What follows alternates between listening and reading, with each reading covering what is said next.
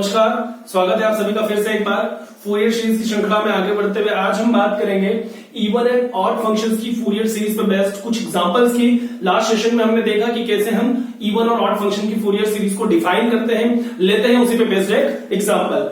यहाँ पे बात हो रही है हमें एक फंक्शन f(x) = x² का फूरियर सीरीज फाइंड आउट करना है इन द इंटरवल -π to π।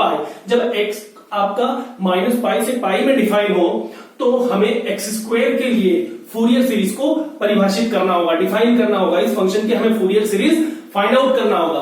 तो देखिए यहाँ पे सबसे पहले फूरियर सीरीज बनाने से पहले हमने लास्ट सेशन में डिस्कस किया था कि सबसे पहले हमें क्या चेक करना है। पहले तो इंटरवल देखें। अब इंटरवल यदि -l से l टाइप का, -a से a टाइप का या -π से π टाइप का हो तो हमें ये देखना है सेकेंड टाइम पे कि क्या फंक्शन आपका इवन है या ऑड है। तो यहां यदि हम इंटरवल का नेचर देखें तो हमारा जो इंटरवल है वो -π से π है, मतलब हम यहाँ पे इवननेस या ऑडनेस की तरफ जा सकते हैं। यदि इंटरवल -π से π के अलावा कुछ और होता तो हम इवन ऑड नहीं देखते, हम डायरेक्टली फिर क्या करते, फंक्शन की फूरियर सीरीज ट्रेडिशनल तरीके से मतलब यूलर फॉर्मूले से फाइंड आउट करते। पर चूंकि इंटरवल -π से π है तो हम देखें कि फंक्शन कैसा है। अब फंक्शन f(x) = x², इसका नेचर देखें, इवन है या ऑड है। इवन फंक्शन के लिए हम जानते हैं कि यदि फंक्शन में x को -x से रिप्लेस करें और फंक्शन की वैल्यू में कोई भी चेंज ना आए तो ऐसे फंक्शन को हम कहते हैं इवन फंक्शन। अब यहां पे देखिए f(x) हमारा कैसा है, x² है। अब यहां यदि x को हम -x भी रखेंगे तो फंक्शन कैसा होगा, x² ही मिलेगा। फॉर एग्जांपल अब देखो f(x) में हम x को -x रखें तो -x का स्क्वायर क्या है हमारे पास, x²।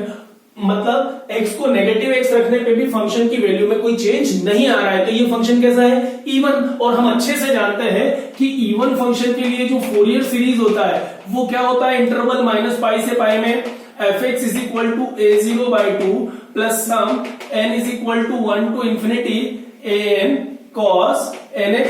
इक्वेशन नंबर फर्स्ट हम अच्छे से जानते हैं इवन फंक्शंस की फूरियर सीरीज। लास्ट सेशन में बहुत अच्छे से हमने डिस्कस किए हैं इवन और ऑड फंक्शंस की सीरीज को। ठीक है, एक चीज और कहना चाहेंगे कि जो इवन फंक्शन की फूरियर सीरीज होती है उसको हम कोसाइन सीरीज भी कह सकते हैं, जो ऑड फंक्शंस की सीरीज होती है उसको हम साइन सीरीज भी कह सकते हैं। कोसाइन फूरियर सीरीज या साइन फूरियर सीरीज। तो इवन फंक्शंस की सीरीज को हम कोसाइन फूरियर सीरीज कहेंगे, ऑड फंक्शंस की सीरीज को हम साइन फूरियर सीरीज कहेंगे, क्योंकि यहाँ केवल कोसाइन टर्म्स कंटेन हो रही है और ऑड के लिए केवल साइन टर्म आती है। इसके बाद हम हाफ रेंज फूरियर सीरीज का भी डिस्कशन करेंगे नेक्स्ट सेशन में। अभी हम बात करते हैं इवन ऑड फंक्शन पे बेस्ट एग्जांपल की।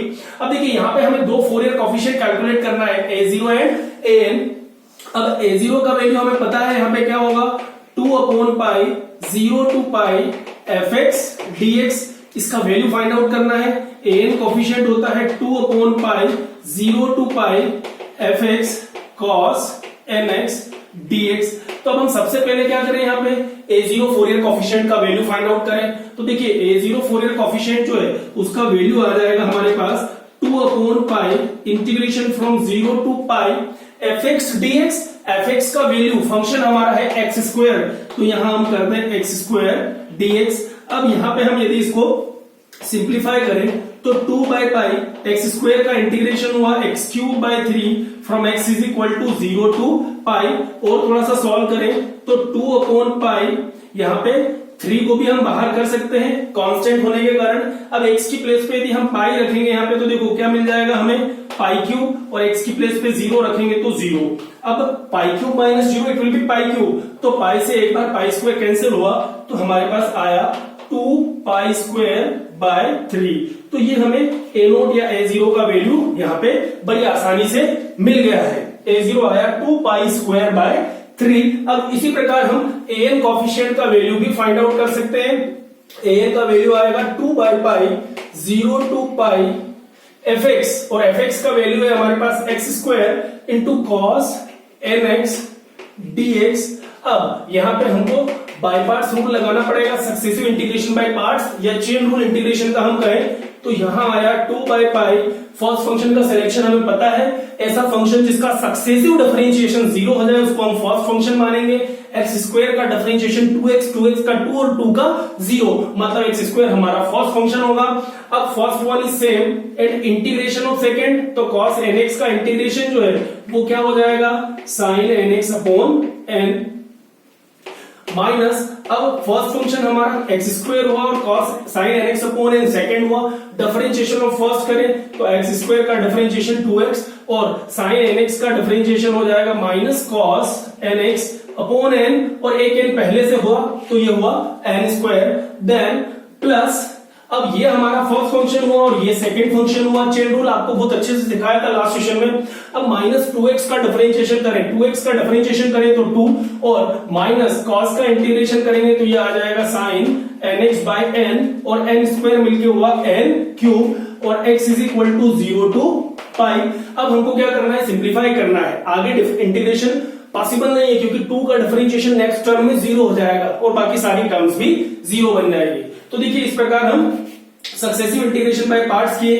अब हमें क्या करना होगा, यहाँ पे इंटीग्रेशन का जो लिमिट है वो लगाना पड़ेगा। तो upper limit minus lower limit ले लें तो 2 बाई पाई, सबसे पहले अपर लिमिट में x को हम पाई से रिप्लेस करें तो देखो यहां आ जाएगा पाई स्क्वायर, बट यहां क्या मिल जाएगा साइन एन पाई। और हम लास्ट सेशन में बहुत अच्छे से डिस्कस किए हैं कि जो साइन एन पाई होता है उसका वैल्यू 0 होता है सभी n इंटीजर्स के लिए, और कॉस एन पाई का जो वैल्यू होता है वो -1 पावर n होता है सारे n इंटीजर्स के लिए। ठीक है, तो यहाँ पे पाई रखने पे साइन एन पाई होगा, वैल्यू टोटली क्या हो जाएगा अपने पास 0 हो जाएगा। तो इस प्रकार यहाँ पे जो वैल्यू है x को पाई रखने पे 0 हुआ।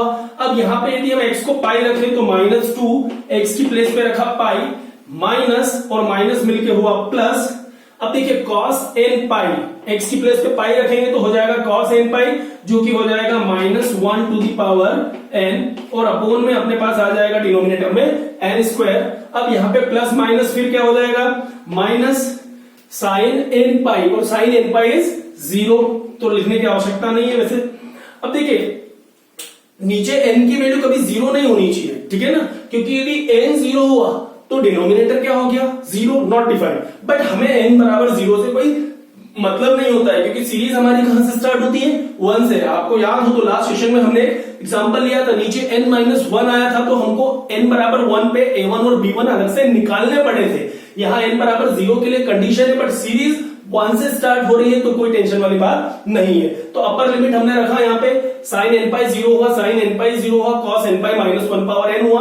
अब x की प्लेस पे ले ले हम 0, तो देखिए यहाँ क्या मिल जाएगा, x को 0 किया तो पूरा टर्म 0, यहाँ x 0 हुआ तो पूरा टर्म 0, और यहाँ x 0 होगा तो साइन 0 जो है वो 0 ही मिलेगा। मतलब लोअर लिमिट के लिए तीनों टर्म्स हमारे 0 हो गए हैं। We just have to simplify. तो देखिए यहाँ पे क्या मिल रहा है हमको 2 2 जा 4 पाई -1 टू दी पावर n, और डिनोमिनेटर में आ गया अपने पास पाई इंटू n स्क्वायर। अब पाई से पाई को यदि हम कैंसिल करें तो an फोरियर कोफिशिएंट का जो वैल्यू है वो आया 4 into -1 to the power n upon n square. इस प्रकार हमने an फोरियर कोफिशिएंट का वैल्यू भी बड़ी आसानी से निकाल लिया। अब चूंकि इंटरवल -पाई से पाई था तो फंक्शन का नेचर आइडेंटिफाई करना हमारे लिए आवश्यक था।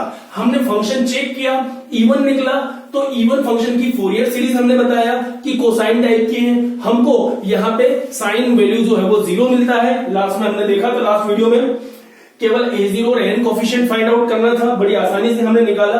अब हमें क्या काम बाकी रह गया है, a0 और an का जो वैल्यू है इनको दी गई इक्वेशन 1 में सब्स्टिट्यूट कर दें। तो putting the values of a0 and an in equation number first we get, देखो लेफ्ट साइड पे है fx और fx का वैल्यू है हमारे पास x square is equal to a0 by 2। तो a0 बाई 2 मतलब 2 पाई स्क्वायर बाई 3 और अपोन में 2 से 2 कैंसिल हुआ तो ये आया अपने पास पाई स्क्वायर बाय 3, क्योंकि यहाँ बाय 2 है और यहाँ न्यूमरेटर में 2 है, कैंसिल आउट होगा, plus summation n equals to 1 to infinity an, और an का वैल्यू हमारे पास है 4 times of -1 to the power n upon n square और इनटू cos nx। अब हम चाहें तो n की 1 से इनफाइनाइट वैल्यूज के लिए टर्म्स को सेपरेट कर सकते हैं, बड़ी आसानी से हमें यहाँ आंसर देखने को मिल जाएगा। अब n की 1 से इंफिनिटी वैल्यू के लिए हम चाहें तो यहाँ पे वैल्यूज रखते जाएं, सीरीज हमको कंटिन्यूशन फॉर्म में मिलती चली जाएगी।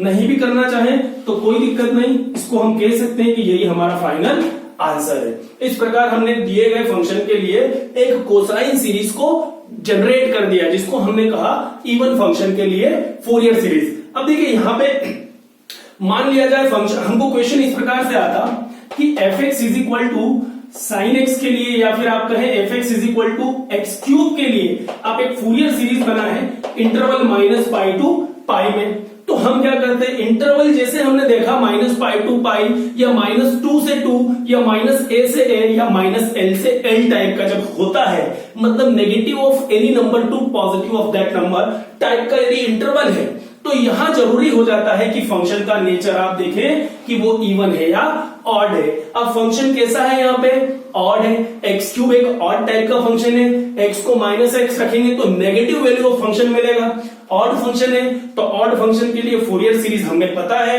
क्या बन जाएगा, यहाँ पे F x is equal to sigma या summation N is equal to 1 to infinity B N sine N X, ये हमारी फूरियर सीरीज हो गई है। मतलब यहां पे आपको फूरियर कोफिशिएंट a0 और an निकालने की कतई आवश्यकता नहीं है।